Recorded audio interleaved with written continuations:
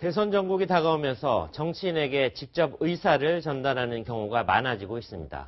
때로는 18원 후원금을, 때로는 폭탄 문자를 보내며 자신의 뜻을 적극 전달하고 있는데요. 민주당에서는 비문계 의원들이 유독 문자 폭탄 세례를 받고 있다고 합니다. 정치부 노은지 기자 나와 있습니다. 노 기자, 안녕하세요. 안녕하세요.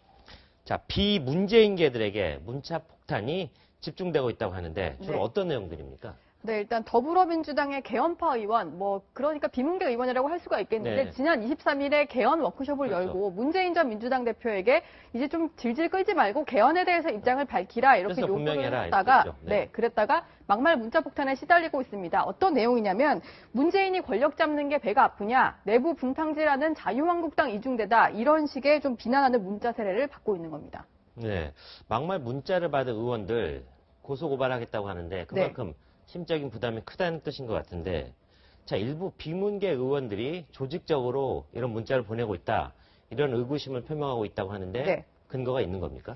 일단 문자를 받은 한 의원의 얘기를 들어보면 주말 사이에 수백 통의 문자가 왔다 이렇게 네. 얘기를 하고 있습니다. 그렇기 네. 때문에 아무래도 조직적으로 보인다는 건데요. 그렇죠. 100통이나 넘었으니까. 네, 누군가 예. 선동을 했을 때 좀 자동적으로 반응하는 거 아니냐 이런 얘기를 하고 있습니다. 네. 특히 이제 문 전 대표가 정치인들끼리 개헌을 논의하는 건 오만한 태도다 이렇게 언급한 뒤에 문자가 쏟아지고 있는 건데요. 네. 그렇다 보니까 극성 지지자들의 항의 문자가 아니겠느냐 이렇게 추정을 하고 있는 겁니다. 네. 정치권에서는 문 전 대표 지지 인사들이 유력 인사 같은 경우에 이제 상대를 비판하는 논리를 폈을 경우에 그거에 대해서 일부 극렬 지지자들이 항의 문자를 보내자 이렇게 공격 대상을 택하고요. 그다음에 이제 이 사람들의 이름과 휴대전화 번호 등을 인터넷을 통해서 퍼뜨리면은 행동에 나서고 있는 것다 이렇게 분석을 하고 있습니다. 문재인 전 대표를 지키려는 어떤 네. 그런 충성심의 발로 아닌가 하는 그런 의심이 들 수도 있는 그런 대목인 것 같습니다. 네.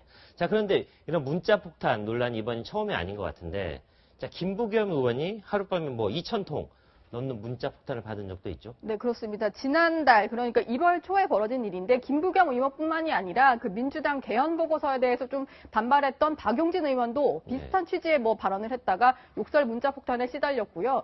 그리고 개헌파뿐만이 아니라 문 전 대표의 안보관을 비판하고 있는 바른정당이나 자유한국당 의원들도 비난 폭탄 문자 세례를 받고 있습니다. 네, 방금 노 기자가 얘기한 것처럼 1월에 이어서 이런 일이 또다시 반복되니 문재인 전 대표가 직접 나서서 자제를 요청했다고 하는데요. 오늘 문 대표의 해명 직접 한번 들어보겠습니다. 각자 자신이 지지하는 후보들이 더 좋은 점, 장점들을 주장하는 그런 방식으로 나중에 함께 힘을 모을 수 있는 그런 경쟁을 할 수 있도록 이렇게 힘을 모아주시기를 부탁을 드립니다.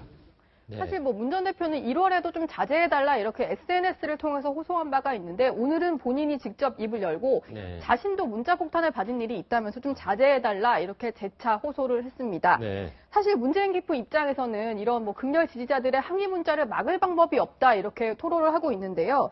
한 관계자가 이제 극성팬을 자제시키려고 연락을 취해봤는데 알아서 할 테니까 신경 쓰지 말라 이런 말만 들었다면서 통제가 힘들다고 말하기도 했습니다. 그렇군요. 문재인 전 대표도 통제할 수 없는 그런 지경이라고 하니 이게 얼마나 심각한지 알 수 있는 것 같습니다. 네.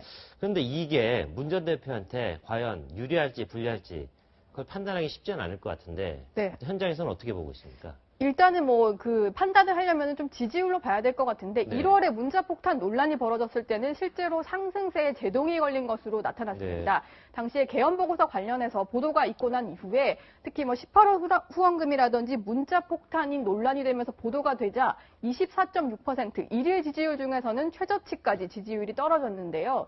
견고한 지지층 같은 경우에는 뭉칠 수가 있겠지만 상대 진영의 반감이 커지기 때문에 전반적인 지지율은 떨어지는 거라고 볼 수가 있겠습니다. 네. 그리고 또 상대당에게는 공격의 빌미를 줄 수도 있는데요. 그렇죠. 오늘도 오신환 바른정당 대변인 같은 경우에는 문자 폭탄 사태와 관련해서 문 전 대표가 조폭 수장과 다를 바가 없다면서 모든 책임을 문 전 대표에게 돌렸습니다. 좀 맥락은 좀 다른 것 같은데 바로 앞선 리포트에서도 보여줬는데 홍준표 경남지사 문재인 전 대표를 좀 세게 강하게 공격한 것 같습니다. 네, 그렇습니다. 오늘 창원에서 이제 자유한국당 지도부를 만난 뒤에 한 말인데 네. 다시 한번 일단 문재인 전 대표에 대해서 어떻게 얘기했는지 들어보시죠. 네. 지금 민주당 1등한 후보는 저거 대장이 뇌물 묻고 자살한 사람입니다. 그럼 바로 옆에 비서실장함이 옆에서 그거 내용 몰랐다면 그건 감이 안 되죠. 네, 뭐 노무현 전 대통령에 대해서 저런 식으로까지 표현을 했는데 그걸 네. 몰랐다면 깜이 안 된다 이렇게 비난을 했습니다. 네. 격한 표현으로 각을 세우니까 민주당에서는 이제 뭐 예의 없는 발언이다 이렇게 즉각적으로 홍 지사를 비판을 했는데요. 사실 뭐 홍 지사가 발언이 워낙 좀 뭐 막말이라고 할 정도로 거침없고 세기로 유명을 합니다. 그래서 이제 고인에 대해서 지나친 표현이라는 이런 비난까지 감수를 하고 본인의 지지층만 바라본 발언이 아닌가 이런 해석이 나오고 있습니다. 네, 유력 대선 주자들 간의 공격, 뭐 있을 수 있겠지만 어떤 품격, 그다음에 격의 이런 것들이 좀 필요할 것 같습니다. 지금까지 정치부 노은지 기자였습니다. 수고했습니다.